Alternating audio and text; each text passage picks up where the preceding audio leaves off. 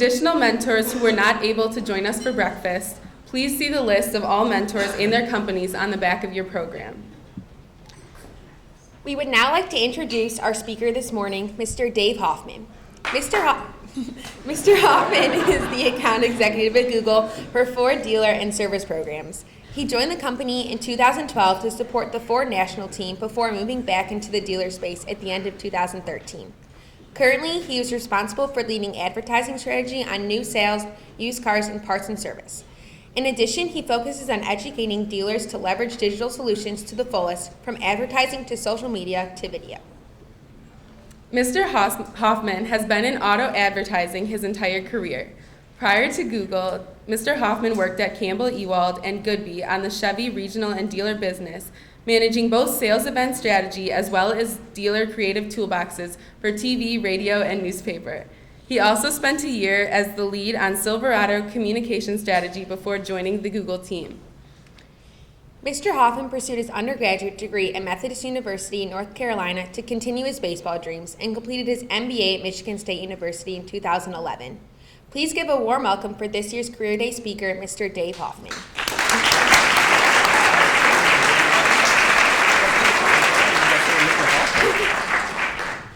I was laughing looking for my father when they kept saying Mr. Hoffman. Thank you very much, guys. This is what I love doing. I love coaching. I love being in front of people. They made the mistake of asking me if I can talk about myself for 15 minutes. So please stop me at 15 minutes. You'll be here all day. So yeah, my name is Dave Hoffman. I work across the street at Google. It's pretty awesome. We have an office with a slide in it. We get hot breakfast and lunch every day. Got an energy drink I didn't have to pay for, which was kind of cool. And it's a great spot to work. The company culture there is everything that you guys have heard about. And the process of getting in there is equally as daunting. But the main reason I wanted to come and talk to you guys is because a lot of us, and I remember being raised by my parents, and I don't throw anything at me. I went to Birmingham Groves. But don't worry, the rivalry wasn't great. You guys keep the tar on us. But I was raised in probably the same way that you guys were, that, oh, okay, you're going to get good grades in high school, you're going to go to a good college, then you're going to get a job out of college at the company you're going to work for 30 years, and then they're going to hand you a watch on your way out the door. Well, even though Google didn't give us a watch for Christmas, which completely is ironic. But that's really not the case anymore, and that's kind of the beauty of why I'm here, because my path was incredibly nonlinear. Google likes to talk about analytics and trying to algorithm out the human nature of absolutely everything, but at the end of the day, life happens.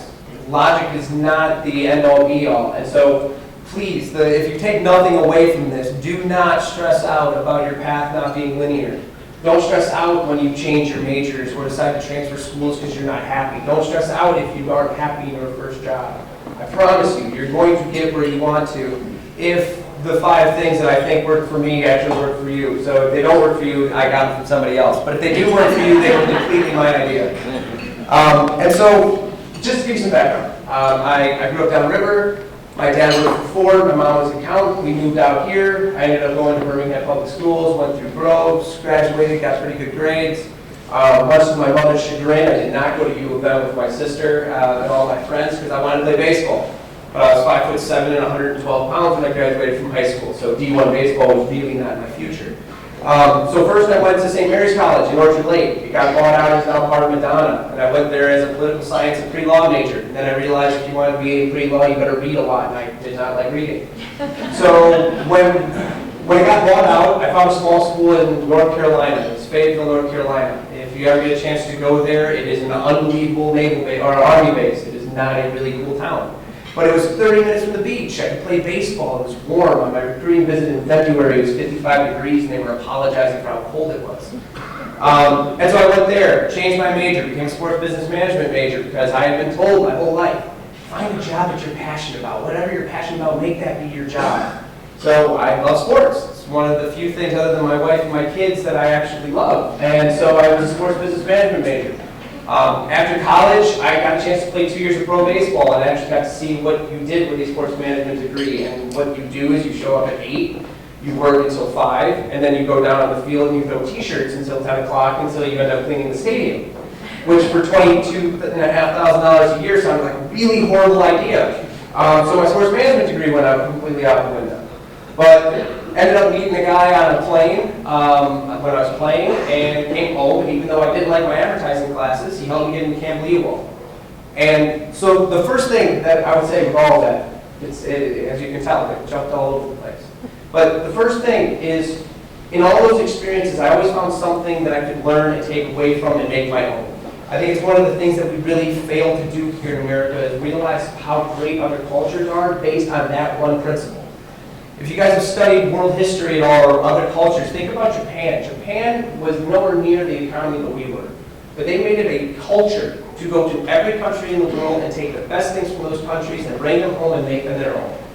It's one of the most powerful things that you can ever experience when you go somewhere else and find the best things from everybody else and find a way to make them your own. Well, the problem is that we don't want to learn very often. You know, I got the pleasure of riding in a bus for hours upon hours on end with a bunch of guys who never graduated from high school or college who were playing professional baseball. And man, the stuff I learned from those guys, from perspective, from how hard work is, I will never take for granted. So the first thing, if your path is going to be nonlinear, if you're going to be bouncing all over the place, learn. Take something away from every experience, whether it's a high school class, or a college class, or a professor, or the unbelievable opportunity you guys have here with these mentors. Talk to them, listen to them. Take their mistakes so that you don't have to make them yourself.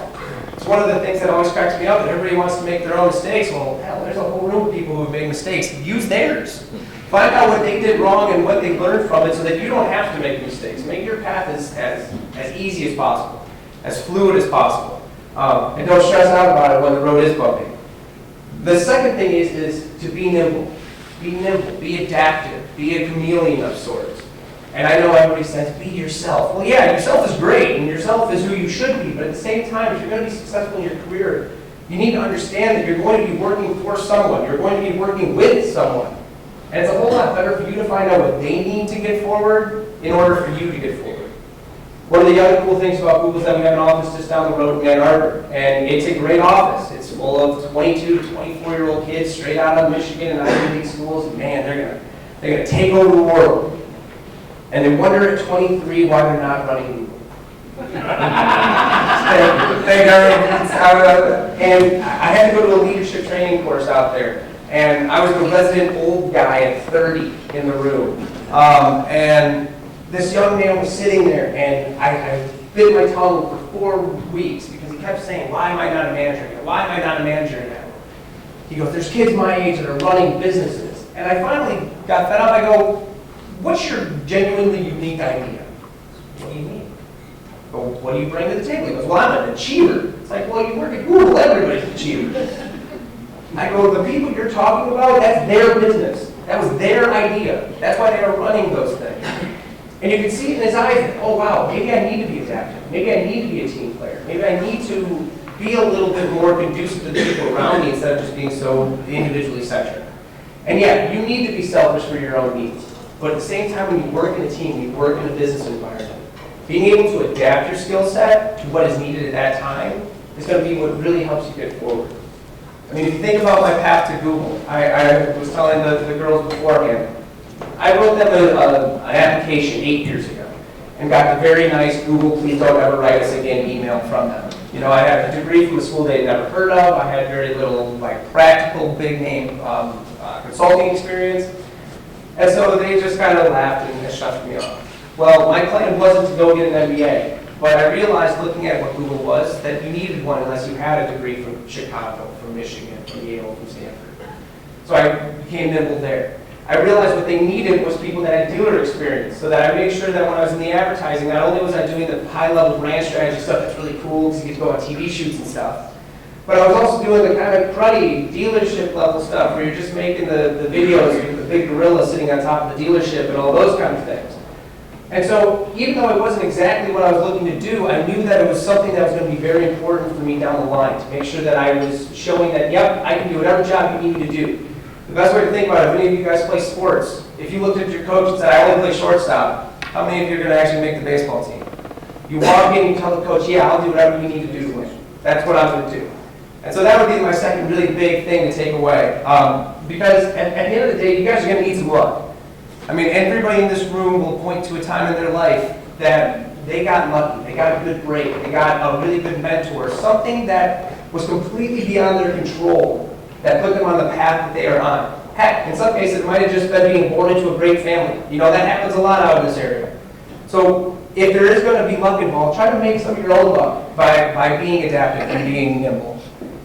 The biggest one, and this is really hard for everybody in our generation, and yes, I'm a millennial. I know you guys are probably looking at me like I'm an old guy, but I'm actually a millennial just like you guys. I'm just on the complete other end of the spectrum. Be humble and be aware in everything you do. A lot of the people that I worked with when I first started, in that young man that I was just mentioning about in Ann Arbor, they miss this idea that you need to be aware of your surroundings. You need to be aware of what you give off to people and what kind of persona that you have everywhere that you are, whether it's walking down the streets here in Birmingham and you have your head down and you're not paying attention to anybody, or in the workplace where you might be drifting off or telling people that they're not doing a good job or doing something of that nature. You need to always find a way to be aware of your surroundings, because if you're not aware of your surroundings, you're going to miss something. You're going to miss one of those great opportunities to learn, to get perspective. Perspective is one of those four-letter words in our generation where it's like, guys, we have it really great. I grew up in Birmingham. You guys all grew up in Birmingham. We have every opportunity in the world. You get to go and hike in the Alps. You know, how many kids are going to do that in the summer? So be humble about those things. Realize that it's something that's going to give you a great opportunity and great life experiences. It's not something that you're entitled to, and that it's something you should just hang your hat on and rest on your laurels. You should use those to realize you have a leg up and to try to do even better because of that. And with that, be present. I have a smartwatch and a smartphone and a Bluetooth-enabled fit tracker. I am just as guilty as everybody else in this room about being present. But my cousin came over with four of her girlfriends, and they were sitting there Snapchatting to each other in the same room. They weren't talking to each other. It was mind-numbing. And if you haven't noticed it, I like to talk. As small as the world is getting, as connected as the world is getting, and I work for the company that is unbelievably guilty of it, the human touch, the human contact, human interaction is still going to be the #1 driver of business. I work with dealers. These guys are, and I'm sorry to stereotype, they are 60-plus-year-old white males. That is what that business is. And you want to know how you can immediately alienate yourself from them? Don't look them in the eye when you shake their hand. You have lost immediate credibility the second you can't do that. And I know it's so much more comfortable to look at the screen. There was actually a study done for car dealers that if you have a millennial in your office and you think you're losing a sale, just hold up an iPad and they will tell you everything. They will give you their social security number, their blood type, everything, just because they feel so comfortable. Look, it's an iPad. You know, and they will tell you anything. But at the end of the day, you still have to interact with people. The only reason that I am standing here talking to you today is due to the fact that my clients liked me at Campbell Ewald. And when Campbell Ewald liked the business, they called the next agency and said, hey, I like working with that guy. He's easy to work with. And it's because I tried to stay present. I tried to stay very aware of what was going on around me. The biggest story about it was that gentleman that I told you about earlier that I met before I got to Campbell Ewald. I was flying back to Sioux Falls, South Dakota, also a raving metropolis. Never been there.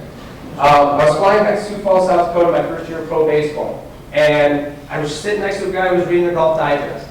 And I noticed it. He noticed me looking through my pitch sequencing. I was doing some baseball homework on the way out there. And he and I started talking. Just simply because we were both present of the other one actually existing in this universe, which a lot of people don't actually do. And we talked the entire flight. 2.5 hours, we sat there and kibitzed back and forth. And at the end of the day, he handed me his business card from Campbell Ewald and said, whenever you're done playing baseball, call me. There is no way I get into Campbell Ewald with the degree I had, with the fact that I had no internships, if it weren't for the fact that I took the time to be present and be human. It's simply human. It's not really anything out of the ordinary. Just be a person and talk to the person next to you. You know, I was also telling the girls the decision that helped me quit baseball was the most transcendent conversation I've ever had in my life. It was with a 34-year-old high school dropout named Luke from rural northern Alabama. And in this room, how many of you would have actually listened to this guy for sage career advice? Thank you for your honesty. And I was sitting there, I was frustrated. I wasn't making it where I wanted to be in baseball. And I sat down and he came up to me and goes, Dave, how many college degrees do you think are on this baseball field? well, I don't know, there's probably, 20, 30 of us? He goes, you. There's one college degree on this baseball field. He goes, our shortstop lives in the Dominican Republic. He has to take care of his family of 12. He goes, if I don't make it in pro baseball, I will be digging ditches for the rest of my life. He goes, you need to realize that we will always outwork you because we have no other choice. And most people in this room, and most of the kids that I graduated with, and most of my friends would have never listened to me. They would have never given him the time of day to have that kind of conversation with them. But he was a dude. He's another guy to talk to. He's somebody that you can get information from and learn from and take something that was very powerful away from. And he helped me realize it's like, yeah, you know what? I might love baseball. I might love it to death. But there's always going to be somebody out there, and the same is going to be true in the business world and at school and everything. There's always going to be somebody out there who's willing to work harder, who might be a little bit smarter. So you guys need to be present and talk to as many people as possible so that you are as armed and as dangerous when you go out into the workforce as you possibly can be. The last thing is, and I think it's the biggest falsehood that we were all raised with, was that idea of you've got to work your passion. Find what you love and make that your job. Well, guess what? There's very few of us that get blessed enough to work the exact job that they want to.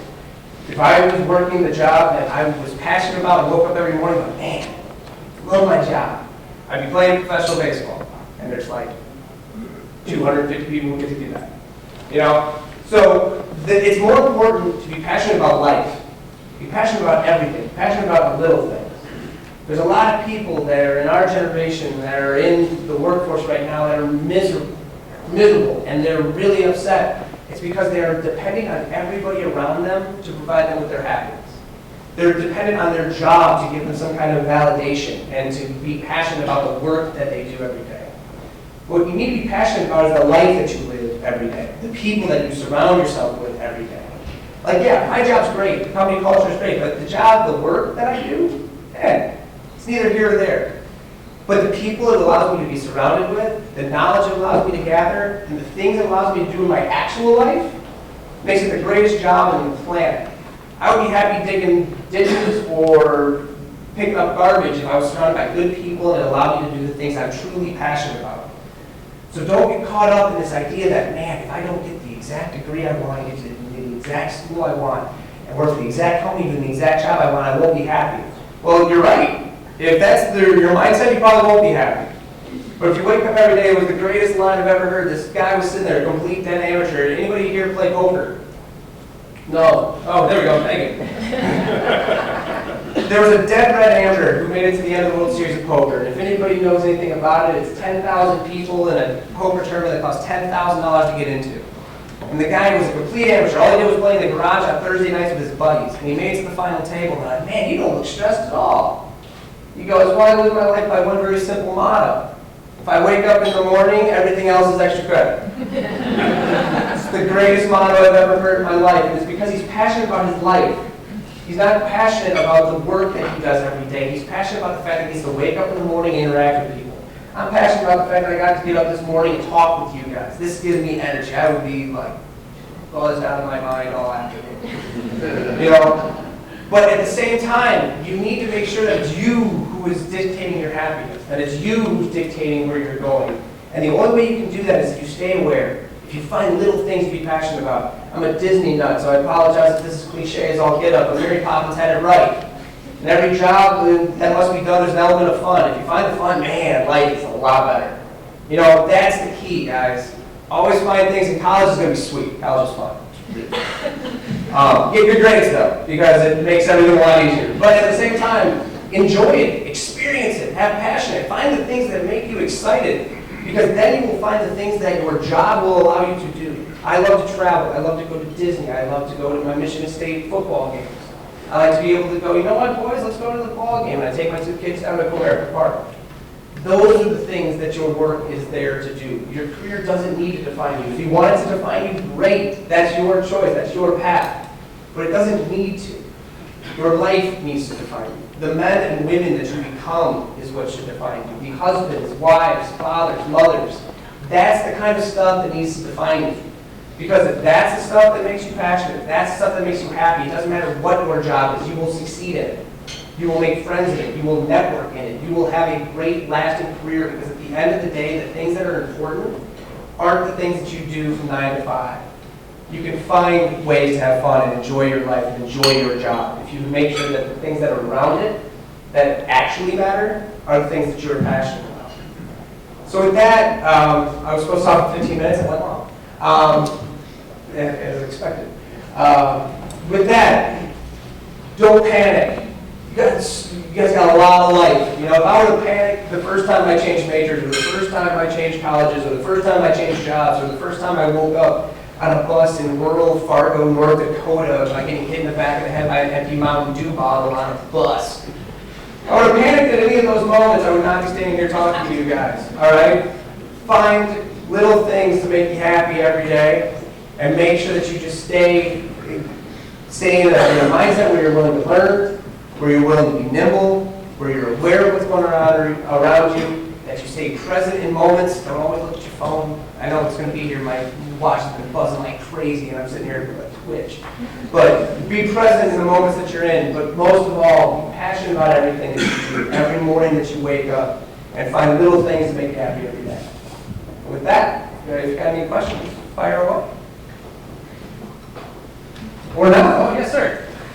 For all these young people that are in this great search, and they're kind of trying to discover their own path to their enlightenment, what do you recommend is the best way to conduct that journey and to investigate all the rich possibilities out there for them to do their life's work? Company line, Google search. Just go on Google, search things, click all the ads. Click all the ads. The whole according to Dave answer is go do stuff. You know, the coolest thing about playing pro baseball, I learned more about how to manage people and more about myself in 2 years of playing baseball than I will ever learn in the business world. Because I was in Fargo, North Dakota, and Edmonton, and Kansas City, Kansas, and St. Joe's, Missouri, which you don't ever go there. But travel, do stuff, talk to people. Like the best way for you to find I was blessed with a bunch of really good professors. My political science professor at St. Mary's College was kind enough to take me into a room and go, you know what, Dave? Yes, you got the chops for it because I was going to play baseball and then run for president. It was going to be awesome. He's like, you can't run on either ticket, so you might as well change your major. But here are the things that you do well that would be really good moving into another place. So talk to people, have these mentors, stay close to them. Get close to your professors in college. Professors in college are some of the coolest human beings you will ever meet in your life. Mostly because they've been in academics their entire life and that's all they know. But they have really cool, interesting life experiences. So try to find those mentors, especially people older than you or even your counterparts that are having different life experiences, and try to learn from them and take from their experiences to understand where you want to go. Anybody else? All right. Oh, yes, ma'am. So one of the things that I think I heard you say was that when you are in a place where you are comfortable and are surrounded by people, I'm talking that make you feel good, that you feel as if you belong there, is that feeling of belonging important? How would you comment on that? It depends on your personality, to be honest with you. I was willing to give up every single person, every single thing to make it a professional baseball. So I'm wired differently. So take this with a grain of salt. There are a lot of people, especially in my generation, that are desperate to be part of something and to feel very welcomed. The only concerning part about that is you're allowing a bunch of other people to dictate if you're comfortable or not. You know, so it depends. You have to be really honest with yourself. If that's something that's really important, yes, find a place that you're comfortable, where the culture really fits your personality and where you can thrive. If you're wired more like me, allow the culture inside of you to dictate if you're comfortable. You know, it's kind of it's a great question. It's a really good question. Because if you are truly uncomfortable, even somebody like me, if you're in an environment that's toxic, get out of it. Period. Find a new environment. Now, I'm going to use my father-in-law's great quote: "Do not step out of one canoe until you have your foot firmly planted in another canoe." And what that means is, if you hate your job a lot, don't quit it and then go look for a new job. It means have your job while looking for the next job. Keep that in mind. I had a buddy do that, and he hasn't found a new job in 4 months. And I was like, well, dude, why'd you quit your job? That was smart. But yeah, so if you're in a toxic environment, get out of it. Find every way humanly possible to get out of it. But it's just that level of threshold. It's like, is it really toxic? Or are you asking too much from the culture around you? You know, that would be the one thing that I would make sure that you ask yourself.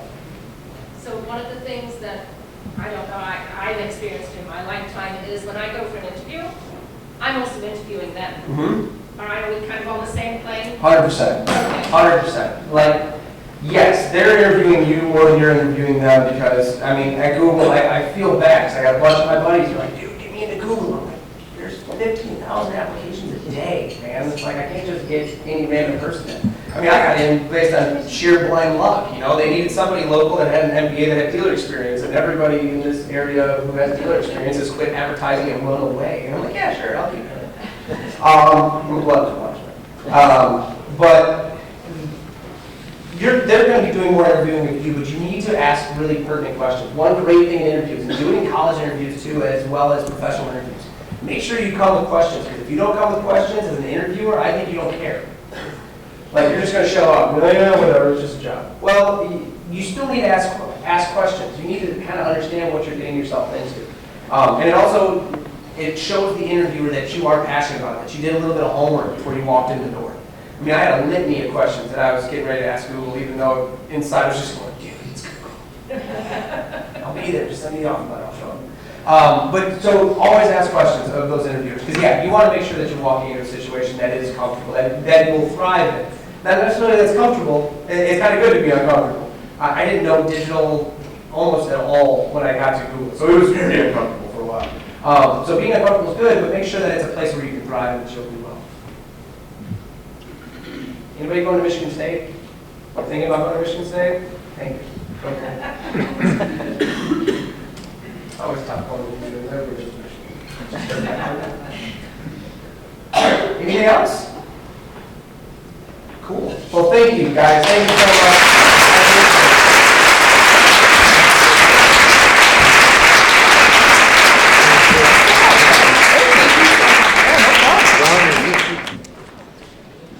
Well, this is a changing world. Dave, I'm a boomer. So my wife and I, thank you, boomers. My wife and I, the linear progression. I was in the human service field for 30 plus years. My wife was in education for 30 plus years. Our two children are in their 30s, like you. They've changed jobs numerous times. They kind of settled in, but again, just the fact that it's a changing world, a changing culture that we live in, as you've so aptly explained it, kind of thing.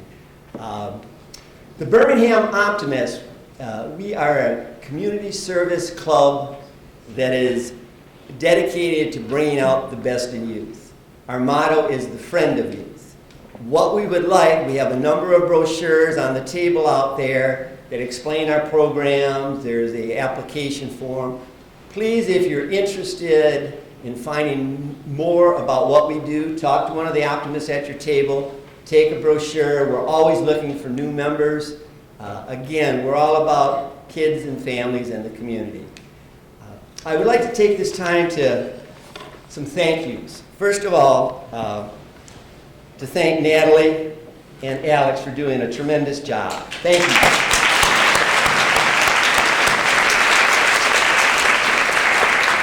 I would also like to thank the entire Birmingham school staff for helping out in making this program a success. Obviously the school board, also for your support. Our speaker, Dave, you did a fantastic job. Thank you for spending the time with us.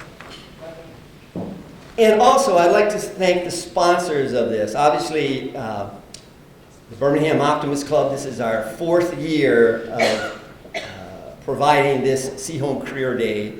We also partnered up with the Seaholm Student Congress and also the Birmingham Community Foundation. At this time, I'd like to have Ann stand up. Ann has been the driving force for Seaholm Career Day for the 4 years since its existence. I would like to, it's kind of a bittersweet, Ann is retiring from the Birmingham district. Although, as I understand, she was going to continue to work on Career Day. So again, thank you very much, Ann.